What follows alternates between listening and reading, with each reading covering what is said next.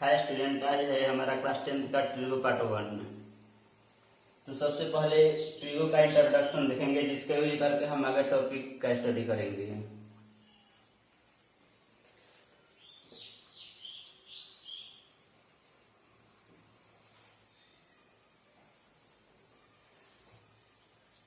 तो सबसे पहले हम ट्रिगो में चलते हैं। तो ट्रिगो में पहले त्रिकोणमितीय निष्पत्तियों के बारे में चलते हैं। तो त्रिकोणमितीय निष्पत्ति में चलते हैं। तो सबसे पहले हम right angle triangle, it means समकोण त्रिभुज में चलते हैं। यानी कि जब हम समकोण त्रिभुज में चलते हैं तो सबसे पहले हम ये जानेंगे कि कौन लेंथ होता है, कौन ब्रेथ होता है, कौन हाइपोटेनस, यानी कि कौन लंब होता है, कौन आधार होता है और कौन कर्ण होता है। लंब और आधार हमेशा परिवर्तनशील होता है, और कब परिवर्तनशील होता है हम ये जानेंगे, बट कर्ण हमेशा वही रहता है। तो लंब और आधार हम यदि कोण का वैल्यू थीटा यहाँ पर हो तो हम इसको लंब कहते हैं, यानी कि इसको परपेंडिकुलर कहते हैं, और इसको कहते हैं बेस, यानी कि इसको आधार कहते हैं, और इसको कर्ण यानी कि इसको कहते हैं हाइपोटेनस।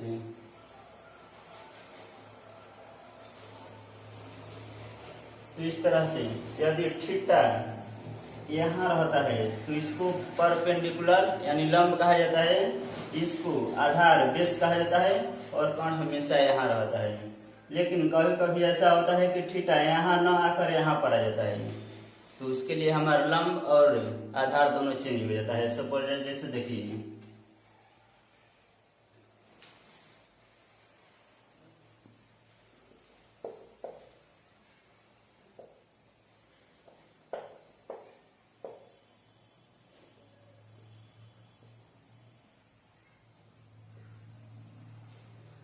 जब थीटा यहाँ पर आता है, यानी जब यहाँ वाला कोण से हम चलते हैं, तो जब यहाँ वाला कोण से चलते हैं तो हमारा यहाँ पर आ जाता है लंब, यानी कि हम इसको लंब कहते हैं, यानी कि परपेंडिकुलर, और इसको बेस कहते हैं, और इसको हाइपोटेनस।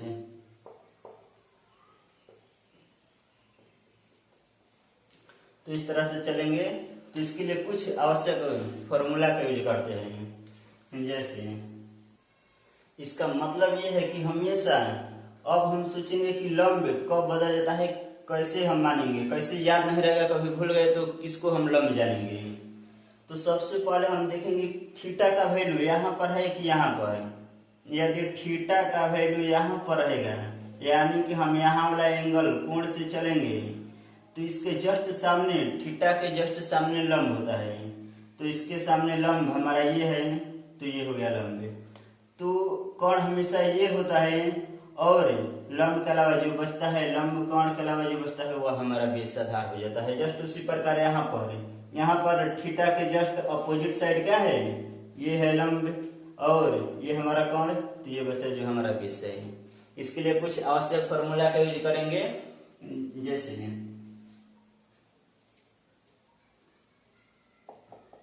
साइन थीटा बराबर होता है लंब बटा कर्ण, यानी कि लंब ए बी बटा कर्ण ए सी, और इसका जस्ट एक ऑपोजिट होता है कोसेक थीटा। कोसेक थीटा बराबर होता है जस्ट यही उल्टा हो जाता है, यानी कि हो जाता है कर्ण बटा लंब, यानी कि AC बटा AB, जस्ट उसी प्रकार है। कोस थीटा बराबर होता है आधार बटा कर्ण, यानी कि BC बटा AC, और सेक थीटा बराबर जस्ट इसका अपोजिट हो जाता है कर्ण बटा आधार, यानी कि AC बटा BC। tan थीटा बराबर लंब उसी पर tan थीटा बराबर लंब अपॉन आधार, यानी कि लंब AB बटा आधार BC, और cot थीटा जस्ट इसका अपोजिट हो जाता है आधार बटा लंब, यानी कि BC बटा AB। ये रहा हमारा फर्स्ट फिगर के लिए। जस्ट उसी प्रकार सेकंड फिगर के लिए भी वही होता है, इसी प्रकार से सेकंड फिगर का भी हम निकालते हैं।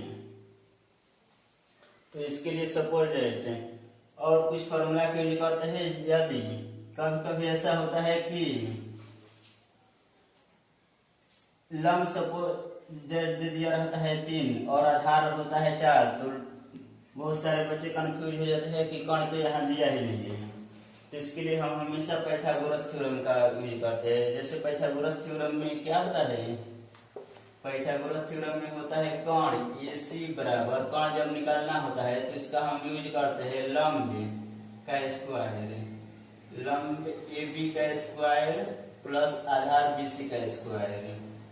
उसी प्रकार जब निकालना होता है आधार, तो आधार के लिए हम कोण का स्क्वायर माइनस लंब का स्क्वायर। उसी प्रकार जब निकालना होता है हमारा लंब, तो इसके लिए रूट ओवर कोण का स्क्वायर माइनस आधार BC का स्क्वायर। इस प्रकार से यूज करते हैं। जैसे किया गया क्वेश्चन 3 और 4, यानी लंब आ गया, परपेंडिकुलर आ गया 3 और बेस आ गया 4, और हमें फाइंड करना है कोण। तो इसके लिए जस्ट इसी प्रकार से इसी फॉर्मूला का यूज करेंगे पाइथागोरस थ्योरम का। तो AC बराबर रूट ओवर हो जाएगा लंब 3 का स्क्वायर प्लस आधार 4 का स्क्वायर। तो 3 का स्क्वायर हो जाएगा हमारा 9, 4 का स्क्वायर 16, यानी कि हो जाएगा 25, जिसका स्क्वायर रूट होता है 5। यानी इस प्रकार से हम कोण के अलावा आधार, आधार के अलावा लंब, इस प्रकार से हाइपोटेनस, बेस और परपेंडिकुलर फाइंड करते हैं। जैसे फर्स्ट क्वेश्चन है, फर्स्ट क्वेश्चन में दिया है कि त्रिभुज ABC में जिसका कोण B समकोण है, यानी कोण B समकोण का मतलब है 90 डिग्री, यानी B समकोण है और AB 24 सेंटीमीटर। तो AB को हम लिखेंगे 24 सेंटीमीटर, जिसका वैल्यू दिया है, और BC दिया है 7 सेंटीमीटर। तो BC का वैल्यू 7 सेंटीमीटर है। तो सबसे पहले हम क्या करेंगे, हम देखेंगे कि साइन A, इसका फॉर्मूला होता है लंब बटा कोण, यानी होता है परपेंडिकुलर बाई हाइपोटेनस। तो सबसे पहले हम इसमें फाइंड करेंगे हाइपोटेनस, क्योंकि आगे हाइपोटेनस का हम देख रहे हैं क्या कि उसका यूज पड़ेगा। तो सबसे पहले इसका वैल्यू निकालने के लिए हम क्या करेंगे, पाइथागोरस थ्योरम जो अभी बताया है उस फॉर्मूला का पुट करेंगे। तो पाइथागोरस थ्योरम में अभी हम बताए हैं कोण बराबर होता है क्या, लंब AB स्क्वायर प्लस आधार BC स्क्वायर। तो इसका वैल्यू पुट करेंगे, तो AB का वैल्यू है 24 का स्क्वायर प्लस BC का वैल्यू है 7 का स्क्वायर। तो 24 का स्क्वायर करेंगे तो 5, 7, 6 और 7 का स्क्वायर 49, यानी इसको ऐड करेंगे तो 625 है, यानी 625 है। अब इसका स्क्वायर रूट निकालेंगे तो इसका स्क्वायर रूट होता है हमें कितना, 25 सेंटीमीटर, यानी कि कोण का भी वैल्यू पता चल गया 75 सेंटीमीटर है। तो अब हम जो दिया है फाइंड करने को फाइंड करेंगे। जैसे फर्स्ट क्वेश्चन में दोनों फाइंड करना है साइने इंटू साइने और कोसे। तो सबसे पहले साइने का वैल्यू निकालेंगे। तो साइने इज इक्वल टू फॉर्मूला क्या होता है, साइने इज इक्वल टू होता है हमारा लंब बटा कोण। तो लंब का वैल्यू है, लंब है AB बटा कोण है AC, यानी यहाँ पर कोण का वैल्यू सबसे पहले हम देखेंगे। तो यहाँ पर कोण हमारा है A, इसका मतलब कि यहाँ वाला कोण से चलेंगे। तो यहाँ वाला कोण से चलेंगे तो हमारा लंब AB न होकर क्या होगा, हमारा लंब हो जाएगा BC, और कोण हमेशा एक ही रहता है। तो साइने बराबर हमारा BC का वैल्यू हो जाएगा 7 और कोण है 25, यानी कि 7 सेंटीमीटर बटा 25 सेंटीमीटर, यानी कि 7/25। जस्ट उसी प्रकार निकालेंगे cos A का वैल्यू। तो cos A का वैल्यू निकालेंगे तो cos A बराबर होता है आधार बटा कोण। तो cos A बराबर होता है आधार बटा कोण। तो cos A से चलेंगे तो हमारा आधार हो जाएगा, हमेशा आधार होता है नजदीक वाला, तो आधार हो जाएगा AB, और कोण हमेशा वही होता है। तो आधार हमारा दिया है AB का वैल्यू 24 सेंटीमीटर बटा कोण 25 सेंटीमीटर, यानी कि सेंटीमीटर कट कर हो जाएगा 25/25। जस्ट उसी प्रकार सेकंड क्वेश्चन में फाइंड करना है साइन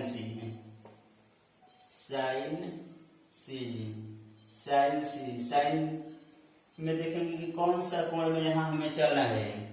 तो यहाँ पर देखा है कि यहाँ पर कोण A न देकर यहाँ पर कोण C दे दिया है। तो यहाँ पर कोण C से चलेंगे तो यहाँ पर हमारा लंब C के सामने यानी थीटा ये हो जाएगा, तो इसके सामने का लंब हमारा हो जाएगा AB, और यहाँ पर आधार हो जाएगा BC। तो यहाँ पर साइन C बराबर हो जाएगा हमारा लंब बटा कोण। तो यहाँ पर लंब हमारा है AB बटा कोण AC। तो AB का वैल्यू है हमारा 24 सेंटीमीटर और कोण का वैल्यू है 25 सेंटीमीटर। जस्ट उसी प्रकार cos C फाइंड करना है। तो cos C में भी चलेंगे तो जस्ट उसी प्रकार cos C में चलेंगे तो C यहाँ पर भी थीटा C पर है। तो यहाँ पर हमारा आधार बटा कोण। तो आधार का वैल्यू यहाँ पर हमारा आधार BC है और कोण AC, यानी आधार है हमारा 7 सेंटीमीटर और कोण है 25 सेंटीमीटर, यानी CM कट जाएगा तो 7/25। ये रहा हमारा फर्स्ट क्वेश्चन का सॉल्यूशन। समझ में आता होगा तो लाइक करना। जैसे सेकंड क्वेश्चन में देखिए क्या है, आकृति 8.13 दिया है। जैसे कि ये है हमारा आकृति 8.13। इसमें सबसे पहले देखेंगे हम क्या दिया है। इसमें दिया है PQ का वैल्यू 12 सेंटीमीटर, PR का वैल्यू 13 सेंटीमीटर है, और हमें इसमें फाइंड करना है tan P minus cot R। तो सबसे पहले हम देखेंगे इसमें P कहाँ है, R कहाँ है। तो सबसे पहले इसमें tan P और cot R में दोनों में देखेंगे कि आधार और लंब का यूज होता है। तो सबसे पहले इसमें जो नहीं है उसको पहले फाइंड करेंगे। तो इसमें देखेंगे QR का वैल्यू नहीं है। तो सबसे पहले इसको हम यदि परपेंडिकुलर मानते हैं तो ये हमेशा कोण हाइपोटेनस होता है, और हमें ये फाइंड करना है QR है। तो QR के लिए जस्ट अभी पाइथागोरस थ्योरम आप लोगों को बताए हैं। क्या होता है कोण स्क्वायर, यानी कोण यहाँ पर है हमारा P स्क्वायर माइनस लंब PQ स्क्वायर। तो यहाँ पर PR का वैल्यू हमें पता है 13 का स्क्वायर माइनस 12 का स्क्वायर। तो 13 का स्क्वायर 169 माइनस 12 का स्क्वायर 144। तो इसका सब्ट्रैक्ट करेंगे तो होगा 25, इसका स्क्वायर रूट होता है 5, यानी कि QR का वैल्यू हमें मिला 5 सेंटीमीटर है। तो अब हमें देखेंगे कि क्या क्या हमें निकालना है। तो सबसे पहले इसमें निकालना है हमें tan P और उसके बाद निकालना है cot R। तो सबसे पहले tan P फाइंड करेंगे। तो tan P फाइंड करेंगे तो सबसे पहले इसमें देखेंगे इसमें कोण यानी थीटा कहाँ दिया है। तो इसमें थीटा से हमें चलना है P कोण से। तो यहाँ पर हम P कोण से चलेंगे। तो P कोण से चलेंगे तो सबसे पहले हम देखेंगे कि यहाँ पर लंब कौन है, आधार कौन है। तो हम जानते हैं कि जब लंब आधार पता करना होता है तो कोण देखते हैं। यदि हमारा ये कोण होता है तो लंब ये सामने वाला होता है, और ये कोण होता है, तो सामने वाला लंब हमारा ये होता है। जस्ट उसी प्रकार tan p बराबर हमारा फॉर्मूला होता है लंब बटा आधार। तो यहाँ पर लंब का वैल्यू हमें पता है QR बटा PQ। तो लंब यहाँ पर QR का वैल्यू है 5 सेंटीमीटर बटा PQ का वैल्यू है 12 सेंटीमीटर। सेंटीमीटर सेंटीमीटर चला जाएगा तो 5 बटा 12। जस्ट उसी प्रकार फाइंड करना है कोट R। तो कोट R का वैल्यू फाइंड करेंगे तो यहाँ पर देखेंगे कोण क्या है, तो यहाँ पर R कोण से चलना है। तो इसके लिए हमारा लंब ये आधार ये हो जाएगा। तो हमारा कोट थीटा बराबर होता है आधार बटा लंब। तो यहाँ पर हमारा आधार हो जाएगा PQ और लंब हो जाएगा QR।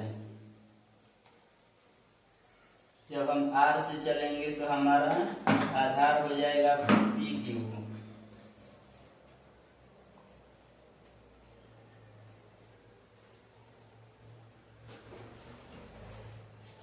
बराबर होता है आधार बटा लंब। यानी हमें R कोण से चलना है, तो R कोण यहाँ पर है, तो R से चलेंगे तो हमारा लंब ये हो जाएगा, आधार ये हो जाएगा। तो आधार हमें पता है QR, QR आधार हो जाएगा QR और लंब हमारा हो जाएगा PQ।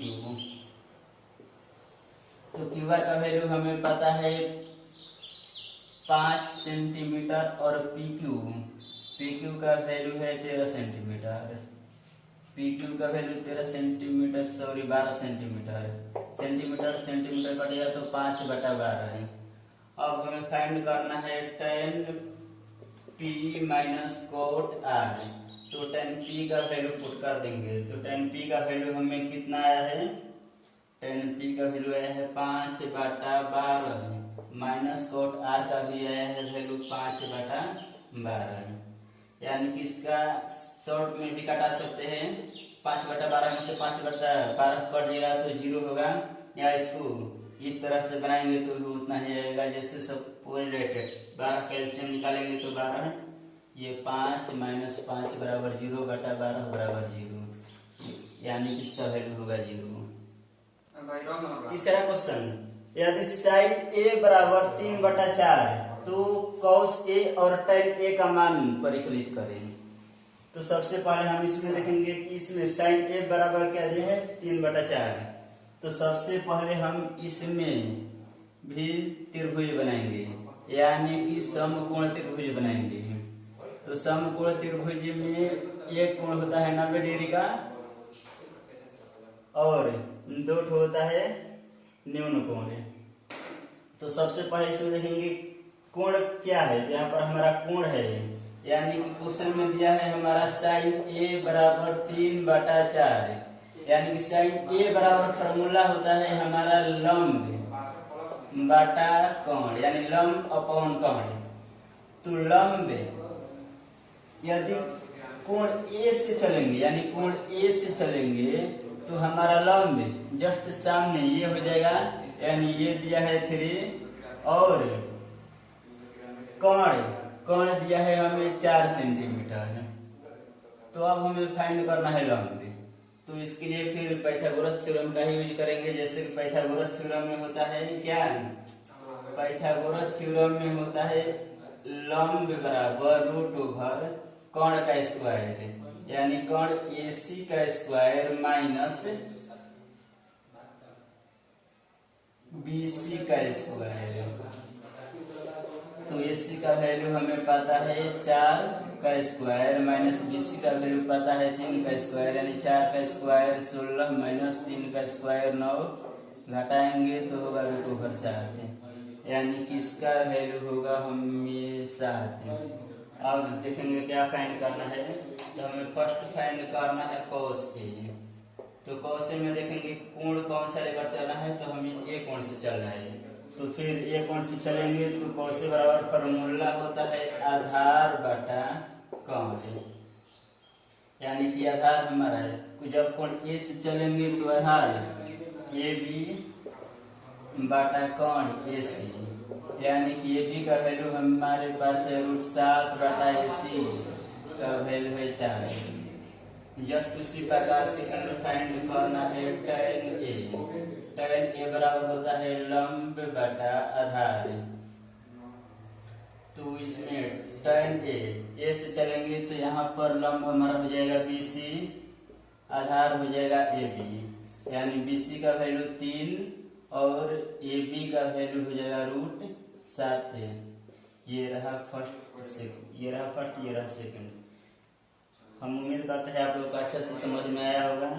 तो इस तरह से अंत तक देखें ताकि कोई भी प्रॉब्लम न रह जाए।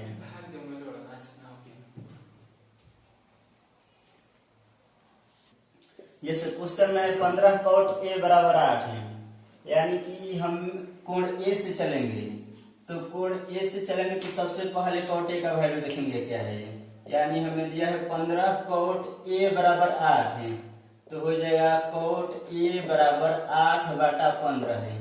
यानी कि cot थीटा बराबर होता है आधार बटा लंब। तो यहाँ पर आधार हमें दिया है 8 है, यानी कोण A से चलेंगे तो हमें आधार हो जाएगा AB, यानी कि आधार AB का वैल्यू है 8 और लंब यहाँ पर हो जाएगा BC जिसका वैल्यू है 15 है। तो अब हम फाइंड करेंगे यहाँ पर कर्ण AC। तो कर्ण निकालेंगे तो AC के लिए फॉर्मूला जो पाइथागोरस थ्योरम का यूज करते थे जस्ट उसी प्रकार यहाँ पर भी वही करेंगे।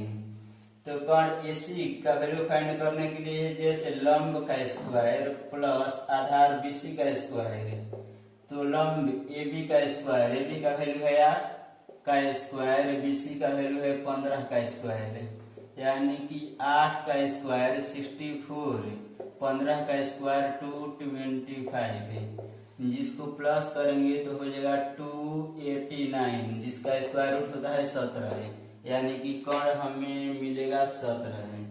अब देखेंगे क्वेश्चन में हमें फाइंड क्या करना है। तो फर्स्ट फाइंड करना है साइन A। तो साइन थीटा बराबर होता है हमें लंब बटा कोण। तो यहाँ पर साइन A से चलेंगे तो हमारा लंब हो जाएगा BC, यानी लंब हो जाएगा BC, कोण हो जाएगा AC, यानी कि BC का वैल्यू है 15 और AC का वैल्यू है 17।